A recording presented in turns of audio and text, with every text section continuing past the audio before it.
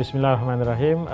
I'm Professor Dr. Muhammad Akram Laldin, and currently I am the chairman of the Shariah Advisory Committee of the Employee Provident Fund, or EPF. At the moment, if you look into the market, there is a rise in the popularity of what we call it as ethical financing, or some term it as ESG or SRI and whatnot.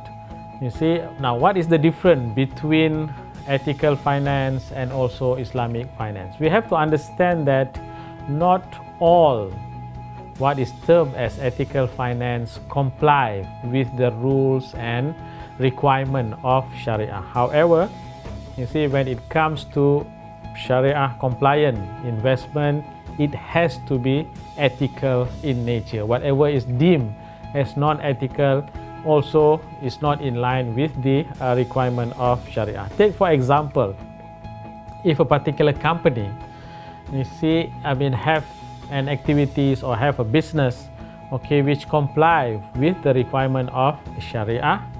However, they have leverage, too much of leverage, or the debt of the company is more than the equity portion of the company, then such a company does not meet the liquidity ratio as provided in the guidance or the guideline for a Sharia compliant companies. So as a result, even though the activity might comply with the requirement of Sharia, but failing to comply with the liquidity ratio as well as other criteria and guidelines, such a company is considered as not being compliant with the requirement of Sharia, even though the activity might comply with Sharia. So therefore, there are several requirements, there are several guidelines when it comes to compliance with the requirement of Sharia. So all these guidelines, all these